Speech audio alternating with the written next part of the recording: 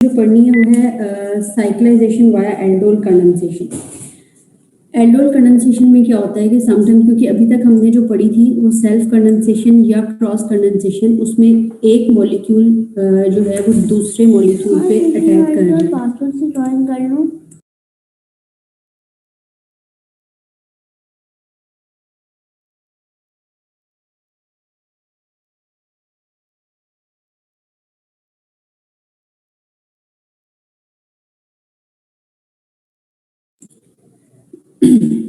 लेकिन समटाइम ये होता है कि अगर थोड़ा सा बिगर मॉलिक्यूल है तो एक ही मॉलिक्यूल के अंदर जो एक एल्डिहाइडिक कार्बन और जो आपका मिथाइलिन, एक्टिव मिथाइलिन है या अल्फा कार्बन है, वो दोनों आपस में रिएक्ट कर लेते हैं और ये हमारा होता है एक्टिव मिथाइलिन कंपाउंड जो हमने पढ़े, जिनमें हमारा डाई कीटोन्स हो सकते हैं, डाई एल्डिहाइड हो सकते हैं या कीटो एल्डिहाइड भी हो सकते हैं। मीन एक साइड पे कीटोन ग्रुप है, एक साइड पे एल्डिहाइडिक ग्रुप है। तो ये सारे के सारे कंपाउंड्स जो हैं they can undergo intramolecular aldol condensation.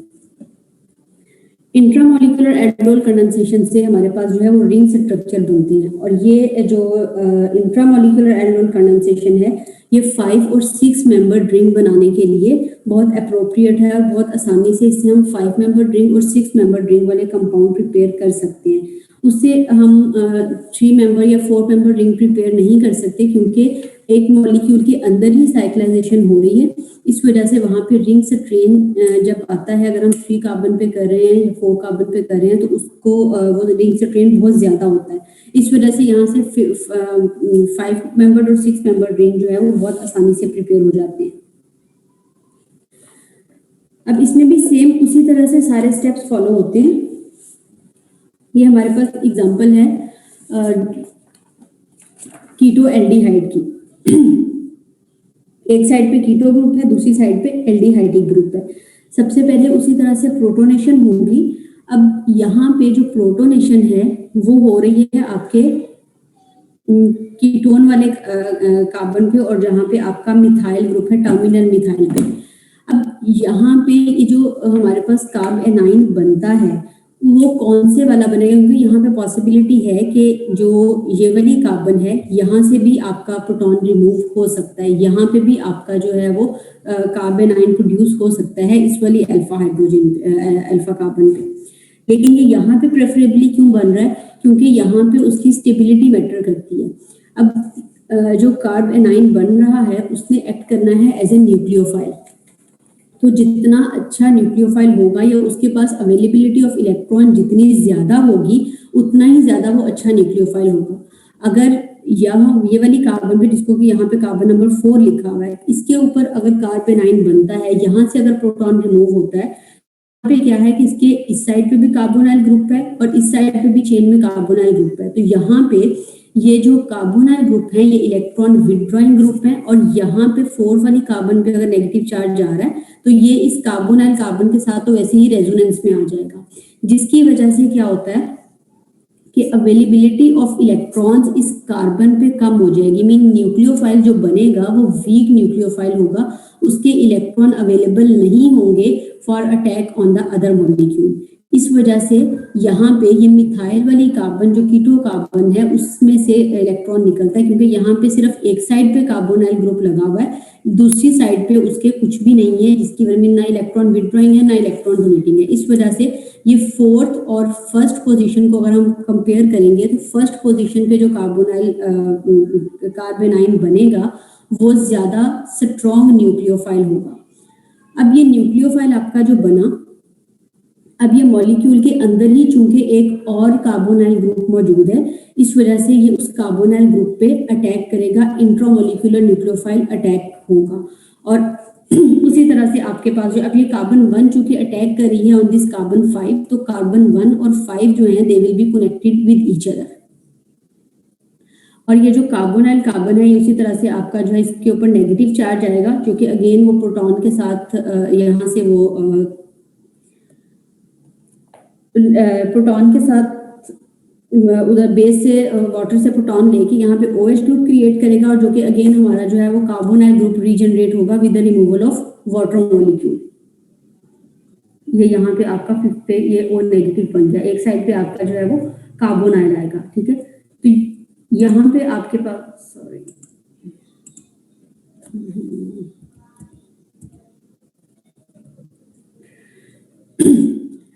ये O नेगेटिव ग्रुप है जो है ये प्रोटॉन ट्रांसफर होगी, वाटर मॉलिक्यूल से प्रोटॉन लेगा और OH ग्रुप आपका बन जाएगा।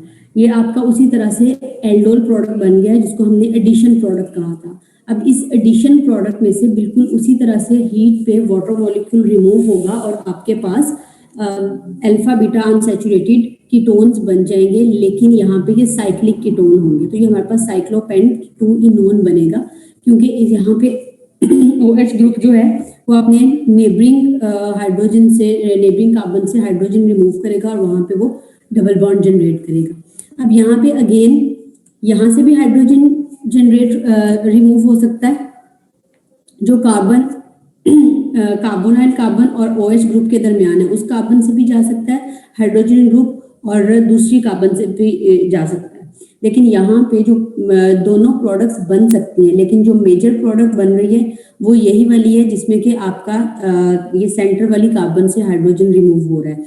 अगेन उसकी जो हाइड्रोजन रिमूव होगा, क्योंकि यहाँ पे उसके एक साइड पे इलेक्ट्रॉन विड्रॉइंग ग्रुप लगा हुआ है, कार्बोनाइल ग्रुप है, तो उस हाइड्रोजन की एसिडिटी ज्यादा होगी, वो आसानी से रिमूव हो सकता है। इस वजह से मेजर प्रोडक्ट हमारे पास जो है वो अल्फा बीटा अनसैचुरेटेड कीटोन बनेगा। ठीक है, क्लियर है ये पॉइंट सारा? Yes ma'am. Yes ma'am. Okay, अब ये हमारे पास रिएक्शन है डाइकीटोन का, कि डाइकीटोन्स आपस में रिएक्ट करके अगेन उसी तरह से जो है वो साइक्लाइजेशन प्रोडक्ट बना सकते हैं। सेम उसी तरह से फर्स्ट स्टेप में आपके पास डीप्रोटोनेशन होगी।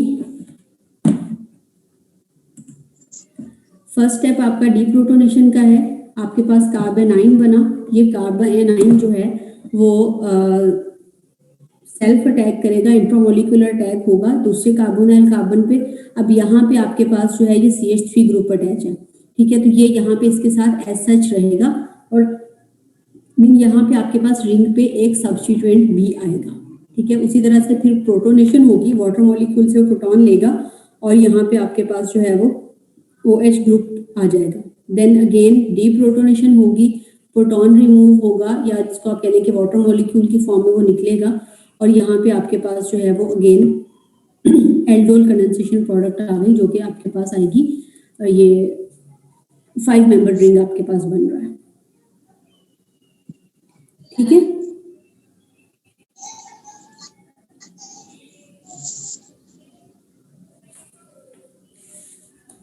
क्लियर है ये पॉइंट? यहाँ पे हमारे पास लास्ट में 3 मिथाइल साइक्लोपेंट 2-इनोन बनता है। अब ये जो सारे रिएक्शन है, इंट्रामोलिकुलर रिएक्शन, इनको आप डिफरेंट प्रोडक्ट्स बनाने के लिए यूज कर सकते हो। मीन आपको कोई भी प्रोडक्ट दे दी जाए, आपको साइक्लिक प्रोडक्ट कोई दी जाए कि इसकी ये आपने बनानी है वाया एल्डोल कंडेंसेशन, तो उसको आप जो है वो देखोगे कि कौन सा आप डाइकीटोन या डाई एल्डिहाइड या कीटो एल्डिहाइड ले सकते हो जिससे आपकी की वो प्रोडक्ट बन जाएगी, ठीक है। Yes ma'am.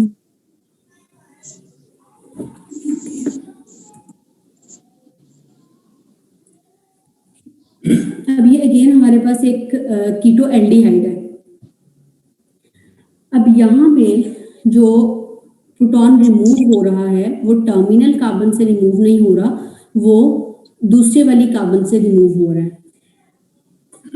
यहाँ पे क्या है कि एक तो ये कि अगर वो टर्मिनल कार्बन से जाएगा तो आपके पास यहाँ पे 7 मेंबर रिंग बनेगा। इस कार्बन से अगर आप काउंट करेंगे तो ये 1 2 3 4 5 6 7, ये आपके पास 7 मेंबर रिंग बनता है।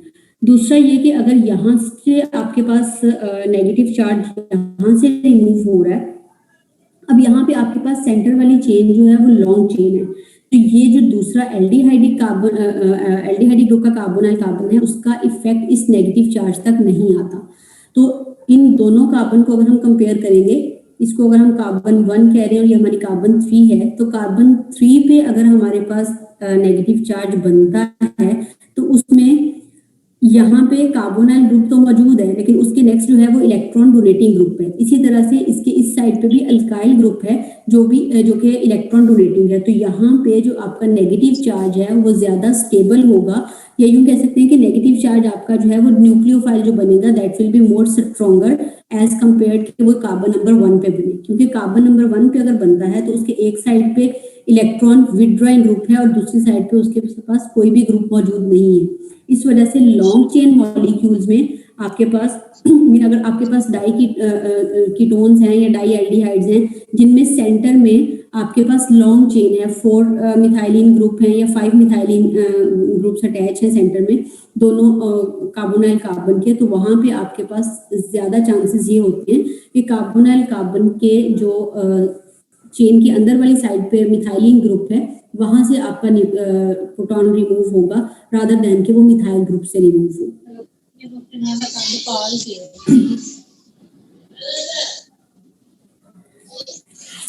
अगेन यहाँ पे उसी तरह से होगा आपका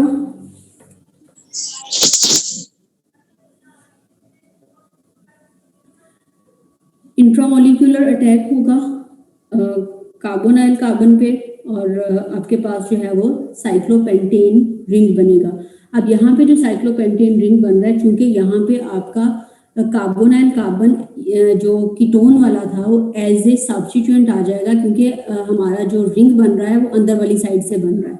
तो आपके पास एसिटाइल साइक्लोपेंटेन जो है वो बनता है एट द एंड। क्लियर है ये वाला मैकेनिज्म सारा, कोई मसला तो नहीं इसमें? नो मैम, क्लियर है। ओके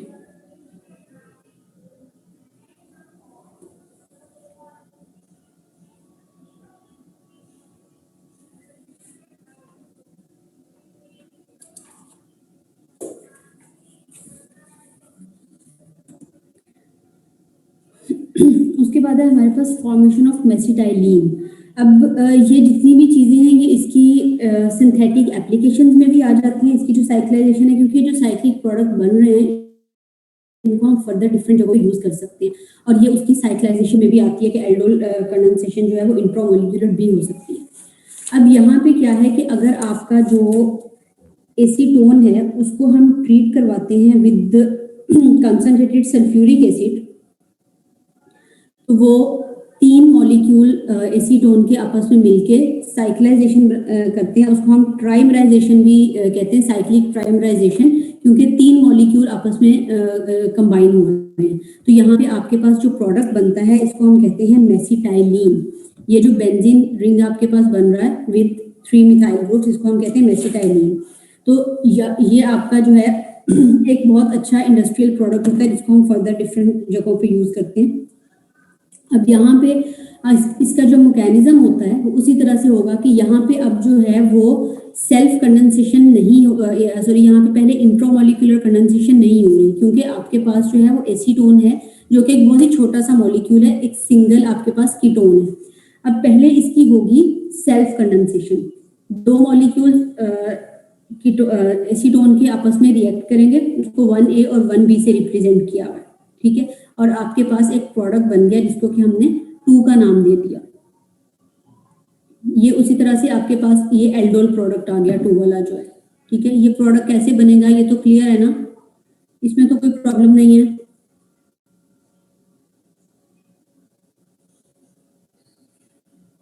ये है इसमें प्रॉब्लम? No ma'am. ये 1A से लेके 4B तक वही सिंपल हमारे स्टेप्स हैं कि सेल्फ हमारी कंडेंसेशन होगी, सेल्फ एल्डोल कंडेंसेशन हो रही है ऑफ एसीटोन। एसीटोन की तो मैं कल आपने की भी है, आपको मैंने दी थी करने के लिए, की है ना? Yes ma'am. आपके पास जो है ये प्रोडक्ट बन जाता है जिसको कि 4A लिखा हुआ है, ठीक है। ये आपके पास after removal of water molecule बनेगा, कंडेंसेशन प्रोडक्ट है। ये आपका जो 3 वाला है ये आपका एल्डोल प्रोडक्ट बनेगा, ठीक है, या एडिशन प्रोडक्ट जिसको हम कहते हैं। उसके बाद जो हमारे पास बनता है after removal of water molecule ये हमारा कंडेंसेशन प्रोडक्ट है। अब ये कंडेंसेशन प्रोडक्ट जो है हमारा, अगेन ये हमारा जो है, क्योंकि इसमें अगेन ये इनोल फॉर्म में आएगा और अब ये अगेन रिएक्ट कर सकता है with the third molecule of acetone. वही रिएक्शन आपका सारा रिपीट होगा और ये आपके पास जो है ये एक कंपाउंड बन जाएगा जिसमें कि अनसैचुरेशन होगी, बल्कि कॉन्जुगेशन होगी अलोंग विद कार्बोनाइल कार्बन। तीनों चीजें कॉन्जुगेशन में आ रही हैं, कार्बोनाइल वाला डबल बॉन्ड भी और जो दो अनसैचुरेटेड बॉन्ड्स बने हैं ये तीनों हमारे पास कॉन्जुगेशन में आ रहे हैं। ठीक है, क्लियर है यहां तक? Yes ma'am.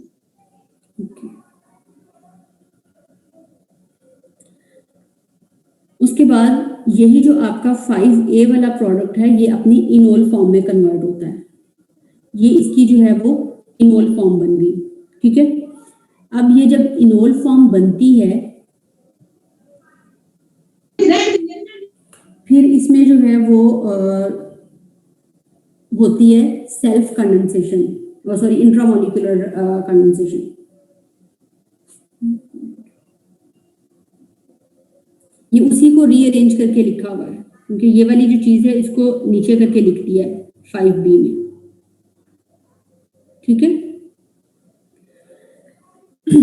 उसमें फिर जो है वो इंट्रामोलिकुलर कंडेंसेशन होती है क्योंकि ये वाला जो डबल बॉन्ड है ये इसकी स्पेशल अरेंजमेंट इस तरह से होती है कि इस कार्बोनाइल के करीब आ जाता है, उसके ऊपर ये अटैक करके इजीली रिंग स्ट्रक्चर बना सकता है।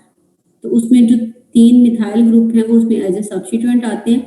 अगर इसमें से कोई चीज आपको समझ में नहीं आ रही तो इसको जो है वो पेपर पे करके देखिएगा खुद, क्योंकि अब जाहिर है बोर्ड तो है नहीं कि जिसमें मैं आपको करवाऊं, तो इसलिए मैंने कोशिश तो की है कि सारा कुछ अच्छे से ड्रॉ करूं ताकि आपको समझ में आ जाए।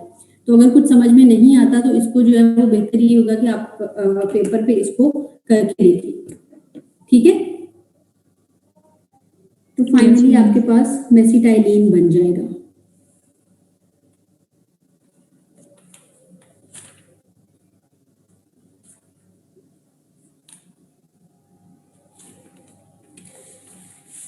इसी तरह से एक और प्रोडक्ट बनता है जो कि बनता है बाय रिएक्शन ऑफ साइक्लोपेंटानोन।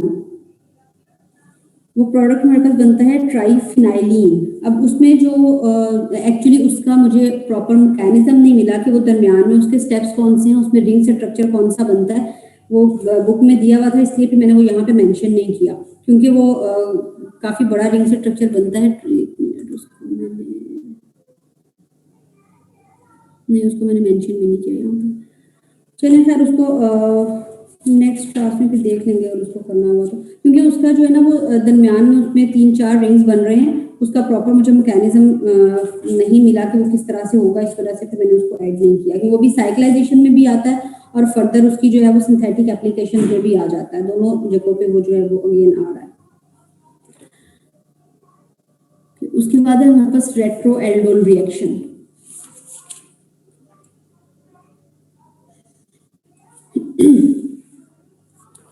अब अगर जो हमारे पास एल्डोल प्रोडक्ट बना है, एल्डोल कंडेंसेशन का प्रोडक्ट जो हमारा एडिशन प्रोडक्ट बना है, कंडेंसेशन प्रोडक्ट नहीं मीन हमारा जो प्रोडक्ट बन रहा है before the removal of water molecule, उस प्रोडक्ट को अगर हम हीट करते हैं विद स्ट्रॉन्ग बेस तो वो हमारे पास एक इक्विलिब्रियम में डेवलप करता है, मीन एक रिवर्सिबल रिएक्शन स्टार्ट कर देता है और जिसमें के मेजर कंपोजिशन जो है वो होती है या मेजर परसेंटेज जो है वो हमारे स्टार्टिंग मटेरियल की होती है।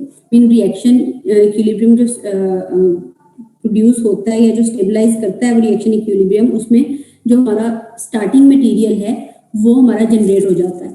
या यूं कह लें कि हमारा यहाँ पे क्या होता है कि अगर हम उसको स्ट्रॉन्ग बेस के साथ इस एडिशन प्रोडक्ट को ट्रीट करते हैं तो हमारा दोनों रिएक्शन साइड बाय साइड चलते हैं, वहाँ पे एल्डोल प्रोडक्ट भी प्रेजेंट होगा और हमारा स्टार्टिंग मटेरियल भी प्रेजेंट होगा, लेकिन उस में जो मेजर कंपोजिशन है वो हमारे स्टार्टिंग मटेरियल की होती है। ठीक है, यहाँ पे ये हमारा एल्डोल प्रोडक्ट है जिसमें कि ये OH ग्रुप जो है ये अपना हाइड्रोजन दे के O नेगेटिव की फॉर्म में आता है और यहाँ से ये कार्बोनाइल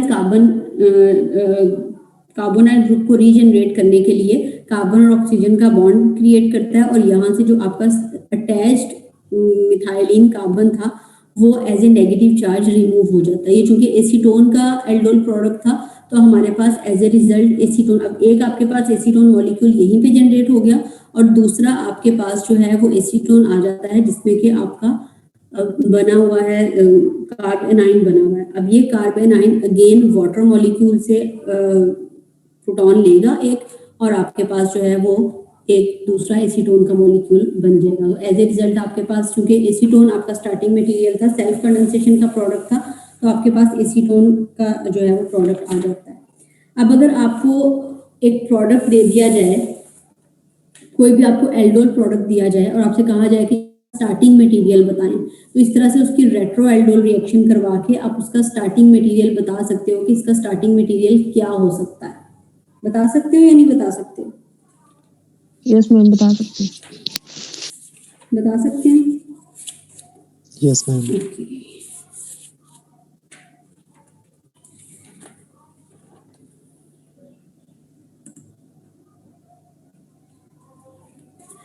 उसके बाद है हमारे पास synthetic application of aldol reaction.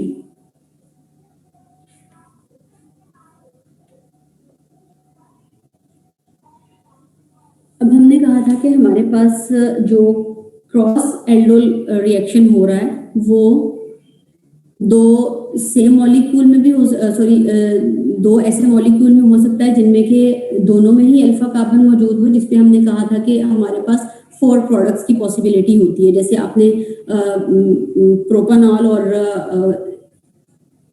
Ethanol का किया था, यही 2 दिन रखा, प्रोपानॉल और एथेनॉल का, ठीक है। अब क्रॉस कंडेंसेशन आपकी ऐसे 2 मॉलिक्यूल्स में भी हो सकती है जिनमें आपके पास एक में अल्फा हाइड्रोजन मौजूद हो और दूसरे में अल्फा हाइड्रोजन मौजूद ना हो। ऐसी क्रॉस कंडेंसेशन का हमें फायदा ये होता है कि हमारे पास प्रोडक्ट सिर्फ एक बनती है, क्योंकि सिर्फ एक मॉलिक्यूल ऐसा है जिसमें कि उसके पास अल्फा हाइड्रोजन मौजूद है, तो सिर्फ वही एल्डोल रिएक्शन देगा। जो दूसरा मॉलिक्यूल है वो सिर्फ और सिर्फ एज इलेक्ट्रोफाइल एक्ट करेगा और हमारा न्यूक्लियोफाइल उस पर अटैक कर सकता है। इस वजह से हमारे लिए ये प्रोडक्ट जो है, जी कुछ पूछना चाह रहे हैं? नहीं, ओके। यहाँ पे हमारा एक रिएक्शन है जो कि हो रहा है एसिटाल्डिहाइड और फॉर्मल्डिहाइड के दरमियान। अब जो फॉर्मल्डिहाइड है हमारा, उसमें अल्फा हाइड्रोजन मौजूद नहीं होता, इसलिए फॉर्मल्डिहाइड जो है वो एल्डोल रिएक्शन नहीं देता है। लेकिन एसिटाल्डिहाइड जो है वो एल्डोल रिएक्शन बहुत आसानी से दे सकता है। जी तहरीम, आपने हैंड रेज किया है, do you want to say something?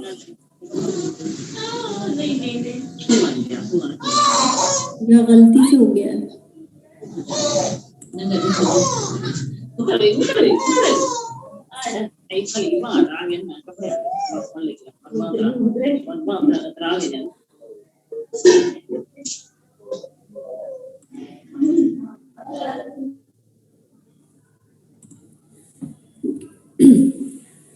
अब एसिटाल्डिहाइड और फॉर्मल्डिहाइड की जब कंडेंसेशन होती है तो उसके नतीजे में हमारे पास बनता है बीटा हाइड्रोक्सी प्रोपियोन एल्डिहाइड, हमारा एल्डोल प्रोडक्ट। अब उस एल्डोल प्रोडक्ट की जब हम डीहाइड्रोजनेशन कराते हैं, उसको हीट करते हैं और हमारे पास जो है वो वाटर मॉलिक्यूल आता है, तो वो हमारे पास जो है वो जो प्रोडक्ट बनता है एक्रोलीन, ये जिसको हम प्रोपिनॉल भी कहते हैं। ये हमारा जो प्रोडक्ट है ये इंडस्ट्रियल पॉइंट ऑफ व्यू से बहुत इंपॉर्टेंट है। इंडस्ट्रीज में ये बहुत से रिएक्शन में यूज हो रहा होता है, बहुत से इंडस्ट्रियल प्रोसेसेस में यूज हो रहा होता है एक्रोलीन जो प्रोडक्ट बना है हमारा। इसके अलावा हमारा जो यही सेम रिएक्शन है मीन एसिटाल्डिहाइड और फॉर्मल्डिहाइड का, ये एक इंडस्ट्रियली एक और प्रोडक्ट भी हमें देता है।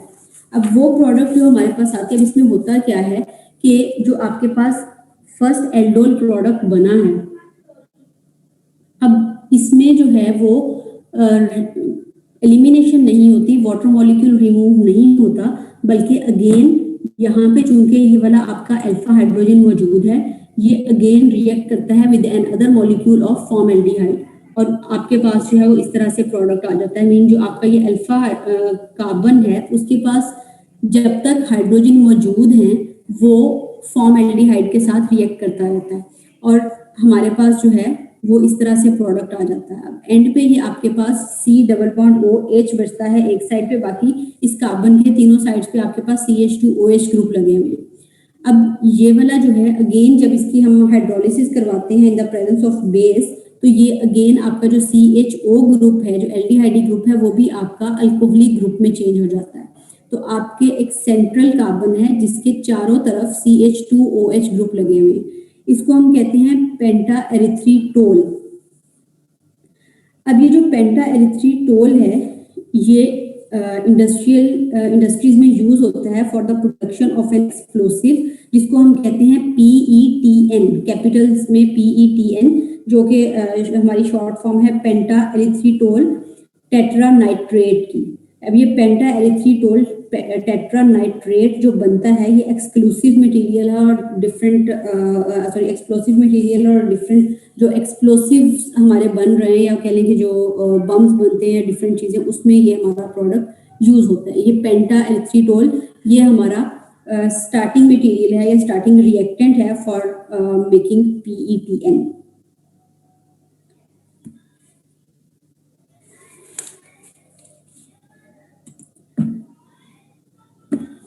उसके बाद है प्रिपरेशन ऑफ सूडो आयोनोन।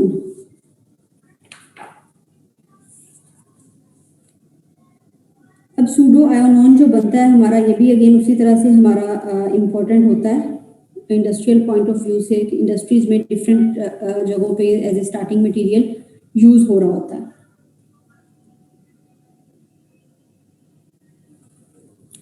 अब यहाँ पे क्या है कि सिट्राल जो कि हमारा एक नेचुरल ऑयल है, लेमन ग्रास ऑयल है, आर्टिफिशियली भी अवेलेबल होता है सिट्रॉल, ठीक है, लेकिन एक ये नेचुरल प्रोडक्ट भी है। इसका रिएक्शन होता है विद एसीटोन।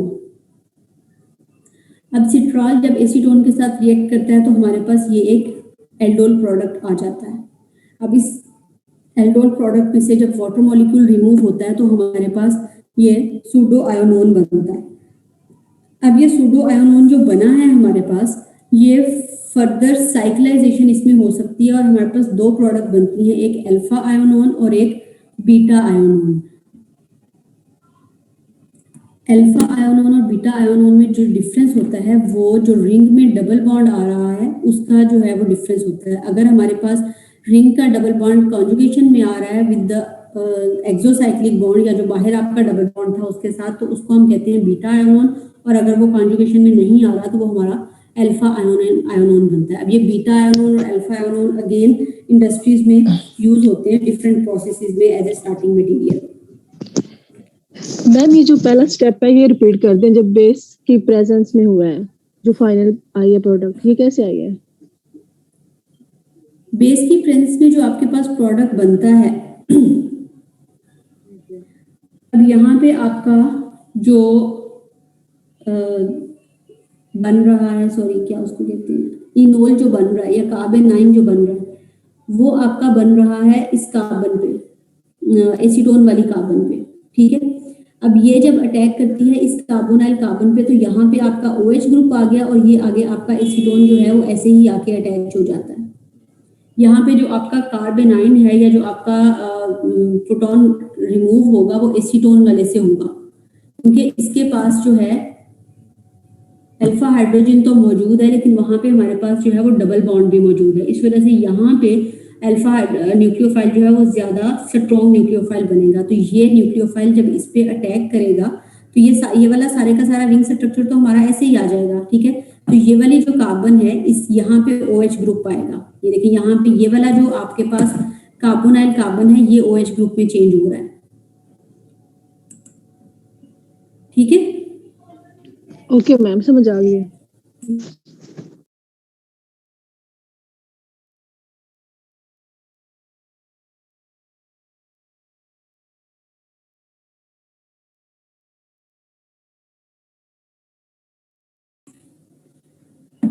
ठीक है। अब ये जो आपका सूडो आयोनोन बनता है ये विटामिन A की सिंथेसिस में एज एन इंटरमीडिएट भी यूज होता है, ठीक है।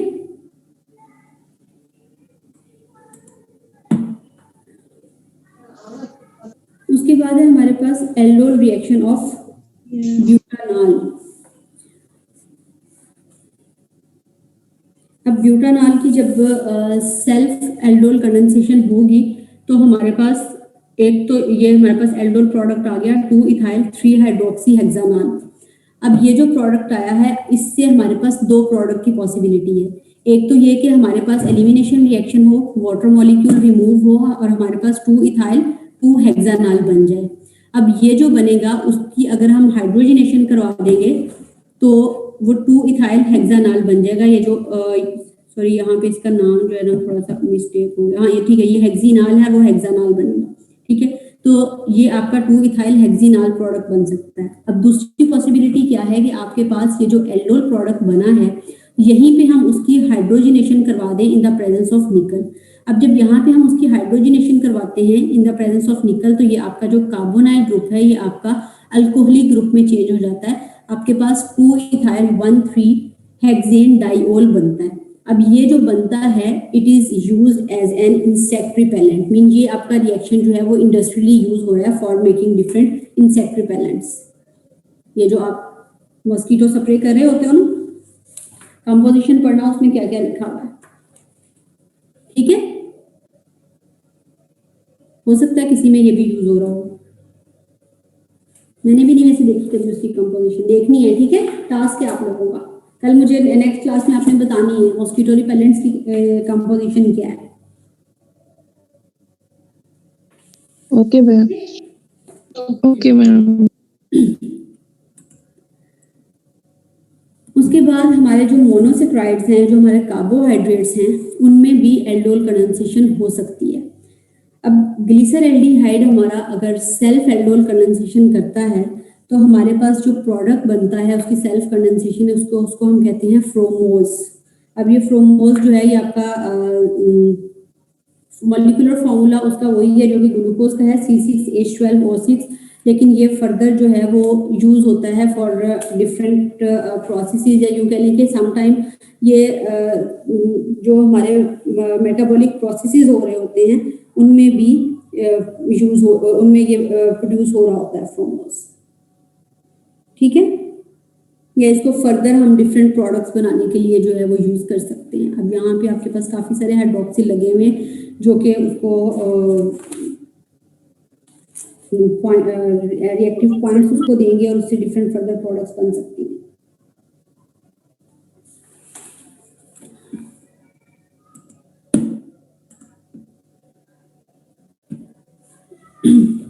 ठीक है, क्लियर है सारा।